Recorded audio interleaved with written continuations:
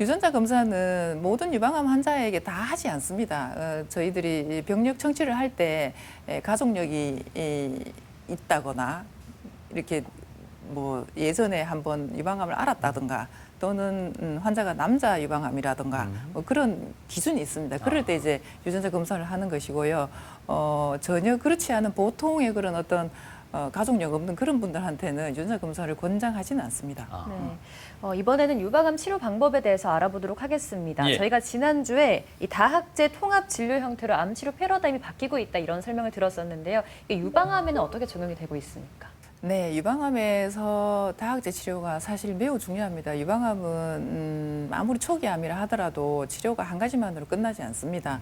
그래서 잠깐 소개를 드리면 일단 1차적으로 저처럼 이제 외과 의사, 유방외과 의사가 있고요. 그다음에 아까 보시듯이 그 조직 검사를 했는 그 검체를 보는 병리과 의사 선생님 계십니다. 그다음에 오늘 같이 출연하신 이제 방사선 종양학과 선생님, 그다음에 의사 외에 암 전담 간호사, 네. 그다음에 방사선사, 기타 등등이 있습니다. 그래서 이제 암이라고 이제 병리 검사 결과가 나오게 되면 진료를 하는 의사들은 이 환자가 이제 몇 기이냐를 정하게 됩니다. 제일 좋은 거는 사실 1기죠. 그림에서 보듯이 초록색은 그냥 림프절을 표시한 건데요. 그 암이 유방 안에만 국한되어 있고 림프절에는 옮겨가지 않았습니다. 2기는 약간 암의 크기가 커져 있고 2기 B 같은 경우에는 임파선에 약간 침범을 하는 경우가 있습니다. 그리고 3기는 너희가 커지고 임파선에 침범하는 경우가 좀 많습니다. 저런 경우에는 사실 이제 예후가 급격히 떨어지게 됩니다. 그리고 4기는 유방 림프절 범위를 아예 벗어나서 뼈나 폐, 간 저런 쪽에 이제 전이를 하게 됩니다. 보이듯이 1기, 2기 정도는 뭐 생존율이 거의 90%가 넘습니다. 그래서 사실 3기, 4기 정도에는 뭔가 이제 증상이 있거나 처음에 보여줬던 그런 어떤 커다란 혹을 갖고 오시는 분들이 대체로 한 3기나 진단을 받는 거고요. 영상으로만 진단이 되는 분들은 대부분 1기나 2기에 진단이 되게 됩니다. 유방암의 치료는 4가지가 있습니다. 제일 중요한 것은 수술입니다. 그다음 방사선 치료, 항암제 치료, 항호르몬 치료가 있습니다. 이 4가지를 전부 다 하는 것은 아닙니다. 물론 수술은 반드시 해야 하는 것이고요.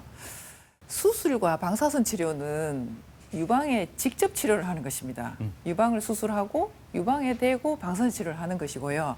항암제 치료 또는 이제 표적 약물 치료는 혈관으로 약물을 주입을 하게 됩니다. 그렇게 되면 뭐 유방에는 아무 표시가 안 납니다. 네, 교수님께서 이 수술과 방사선 치료를 얘기해 주시면서 이 항암 치료 또 표적 치료 약물까지 말씀해 주셨는데 이건 그럼 환자의 그 암의 병기에 따라서 치료법을 달리한다는 설명이신가요? 네, 물론 그 수술의 범위를 정하는 것은 반드시 병기만은 아닙니다. 네. 그렇지만은 앞서 말씀드렸던 정말 만져지지 않는 작은 그런 유방암이라면 수술과 방사선 치료만으로 끝날 수도 있습니다. 그렇지만은 그 외에 그러니까 병기를 제외한 또 다른 인자들이 사실 많습니다.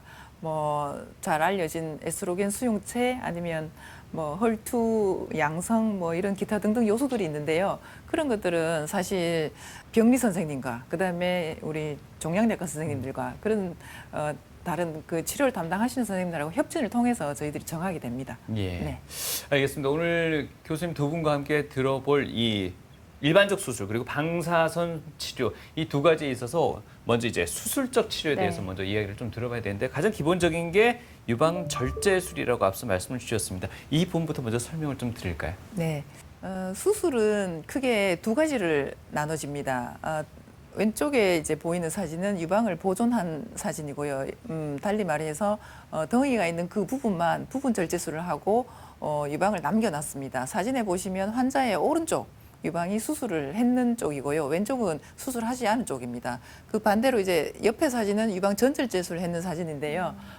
유방 전절제술은 유방의 덩이가 크면 클수록 유방을 전체 절제해야 될 가능성이 많습니다만 그 외에도 유방 안에서 여러 군데에 암이 생기는 경우가 있습니다. 그런 경우에는 전절제술을 반드시 하셔야 되고요. 또 다른 한 가지는 방사선 치료를 받지 못하는 환자들이 있습니다. 그런 경우에도 병기와 상관없이 유방을 전체 절제를 하셔야 합니다. 잠깐만 설명드리면 그 피부를 절개를 하고 안에 있는 유방의 조직을 다 제거를 하고 봉합을 하게 되면 밑에는 실제 환자 사진인데요. 수술을 마치게 되면 흉터는 가로로 저렇게 남게 됩니다. 그렇지만 오늘 말씀드릴 것은 초기 유방암의 수술 방법, 즉 유방을 보존하는 방법입니다. 유방 보존 수술은 수술 시간도 짧고 본인의 그런 유방을 갖고 있어서 어떤 여성성이나 체형을 유지할 수 있는 장점이 있어서 좋습니다. 그렇지만 유방을 보존을 하게 되면 남아있는 본인의 유방에 반드시 이제 방사선 치료를 해야 한다는 전제 조건이 있습니다. 예시를 보면 이 환자는 왼쪽 유방에 저렇게 덩이가 있었습니다. 그래서 유방의 덩이의 위치에 따라서 절개를 해서 덩이를 안전하게 제거를 합니다. 그래서 최종적으로 본인 유방을 갖고 있으면서 정말 수술했는지 안 했는지도 모를 정도로 미용적인 효과를 보게 됩니다.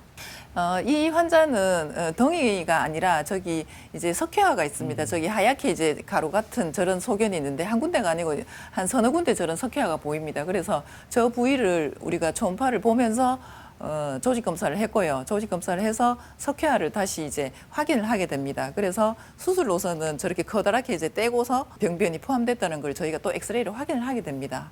확인을 하고 환자는 또 결과적으로 본인의 유방을 갖고 있는 상태로 수술을 마치게 됩니다.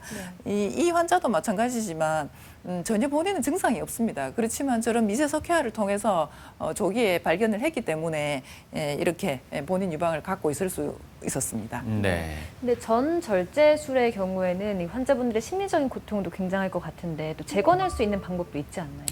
네, 요즘은 저런 전절제술이 예정이 되어 있는 환자는 반드시 저희 성형외과와 협진을 하게 됩니다. 그래서 재건술은 또 성형외과 선생님의 전문 영역인데요. 최근에는 재건하는 방법들도 굉장히 다양해져서 결과들도 매우 좋습니다. 그래서 아주 많은 그러니까 나이가 70대 이상 아니면 대부분 이제 재건술을 권유하고 있습니다. 어떻습니까?